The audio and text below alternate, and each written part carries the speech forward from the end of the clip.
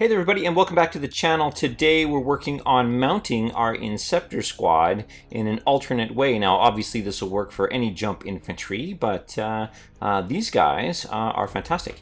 Now they came with these really cool bases that you mount up, but the mounting point is so tiny, I was worried that it was going to join my pile of other snapped, mangled bases. So we're going to start something a little different today. What we're going to work on now is we're going to put in some terrain. We're just going to glue that to the individual bases, and then we're going to mount some of this stuff. So this is our 330 seconds brass rod.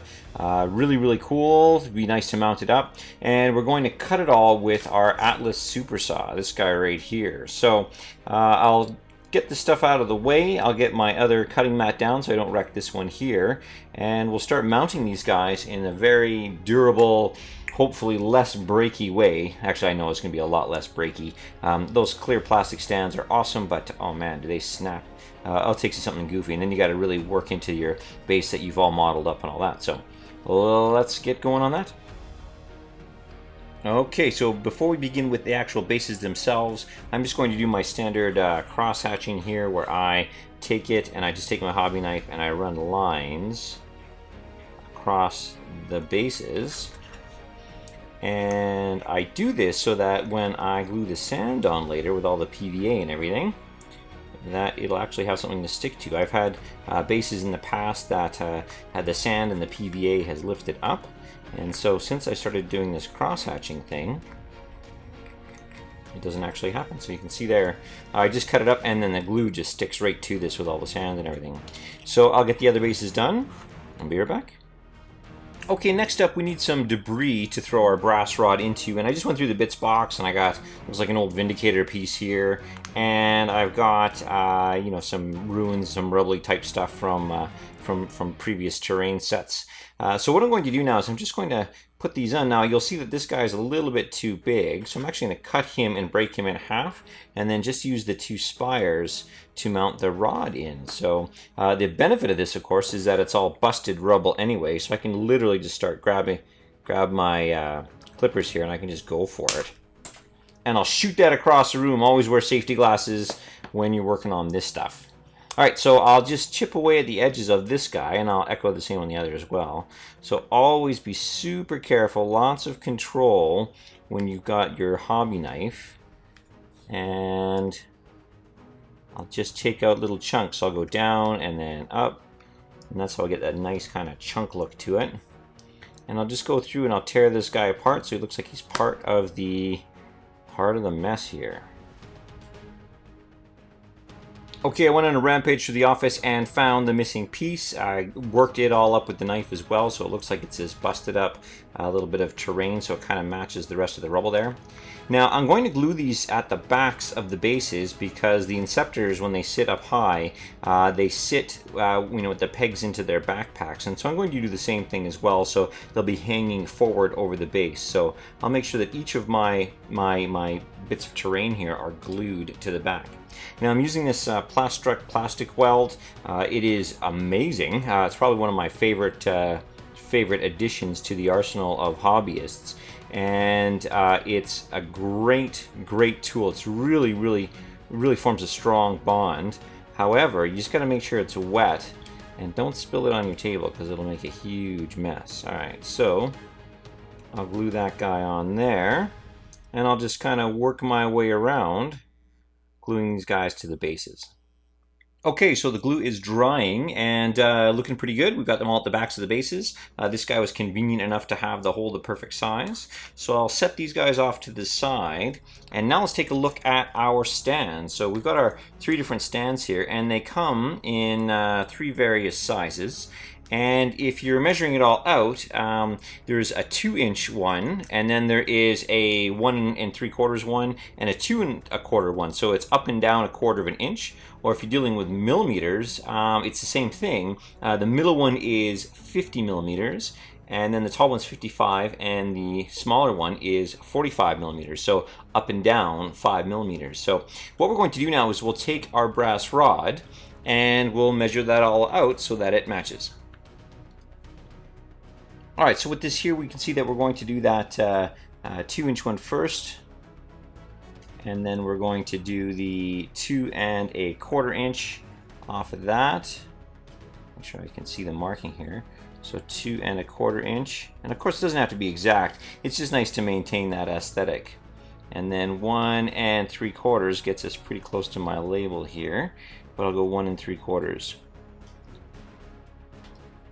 Okay, so with that all marked now, I'm just going to take my awesome Atlas Super Saw here, and I'm going to carefully cut through my copper pin here.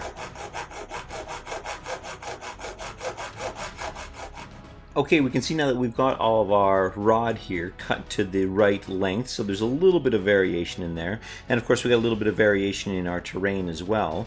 Now the next step is going to be to pilot in the holes, or create the holes for the rods in our terrain. Now this guy was fortunate enough to have the right amount in there, which is awesome, so I can set him out of the equation.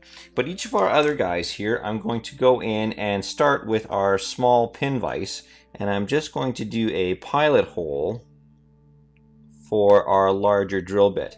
So I'll just drill this down all the way to the bottom, or about halfway down if it's solid plastic. I mean, obviously this is going to depend on your terrain. And then I'm going to work my way all the way up using different sizes of drill bits until I get to that 3/32, which we can see is exactly the right size. Okay, so I'll work my way up to that 3/32 drill bit, and I'll just use, I mean, I've got all these different sizes here as well, so I've got a variety of sizes. So I'll just do my pilot holes first, and then I'll work everything up, and then I'll get the rods mounted. Alright, so we can see now that we've got all our drilling all finished up, and yeah, it works out pretty well. If I grab one of my pins here, I'll just put it in here, my brass rods, and it goes all the way down to the bottom. And so I'm just going to echo that exact same process, only I'll be doing it on our Inceptors here. So what I'm going to be going for is just kind of where they would normally mount. I'm going to put it right here in the back. So I'm going to be super careful that I do not damage the top of the Inceptors jump pack there. So the jetpack itself is actually hollow, so it won't be too bad working my way up to that 3/32 size there. Okay, with the holes drilled in both the bases and the backpacks yonder, all that's left to do now is just grab our brass rod, throw in a bit of crazy glue, or super glue I guess, and put a blob in there. Press that guy all the way down. Apparently there's a hole. Grab some tissue. Good thing the glue fills it up, and it's a good thing it's wreckage, right? And then I'll apply the same thing onto our top.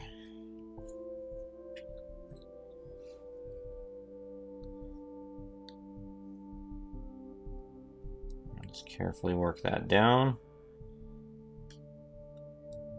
Get that right angle in there. And then when I set him up, I'll make sure that he's over the center of the base so he doesn't look out of place. Alright, I'll continue on with these three guys, but in general it looks really good.